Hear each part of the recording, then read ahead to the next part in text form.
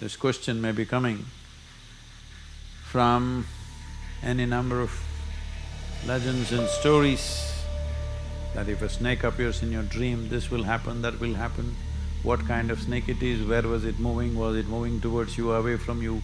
There's a whole lot of interpretations.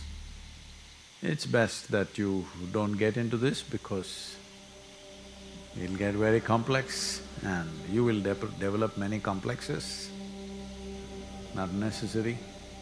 The important thing is, you understand, in the process of evolution, a significant step in the physiological process has been reptilian life.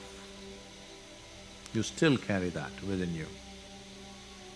If you don't transcend that, if you love something, you'll get stuck to it, if you hate something, you'll get stuck to it, isn't it? So both are not needed. If you see snakes, you see snakes, what about it? If you see trees in your dream, you don't think anything about it, isn't it? You won't go and ask anybody, I'm seeing trees, what do you think is happening? If you see young woman in your dream, you won't say, what is happening?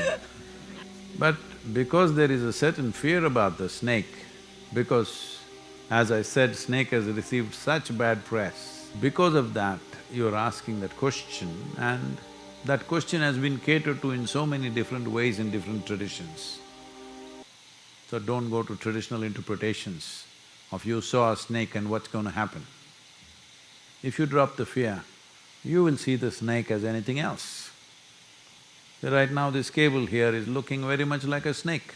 The classic example of how your fear and whole psychological and physiological stuff happen within you is always described in yoga with this story of how if I say snake and throw a rope on you, you may have a heart attack. You will sweat, you palpitate, you scream and you jump and everything, it's just a rope. So, the danger is not in the snake, the danger and the problems are in your mind. So if you transcend certain things, you can handle this effortlessly. And above all, snake is a very perceptive creature. As I've said before, if anybody becomes very meditative, naturally snakes will come, real ones, not dream. Because they're able to see. They're able to see a conducive energy. For those of you who have fear about the snakes, instead of fear, if a certain sense of gratitude and awe about the snake has to evolve, for those of you who are of Western origin, well, you must understand it's because of the snake you know what is a woman and what is a man. So don't you be afraid of the snake, it's been good to you. If you're of Indian origin, how can you be afraid of a snake? Because you can't have Shiva or Vishnu or Devi or anybody without snake nobody comes. So it's time to learn to be friendly with all life on this planet.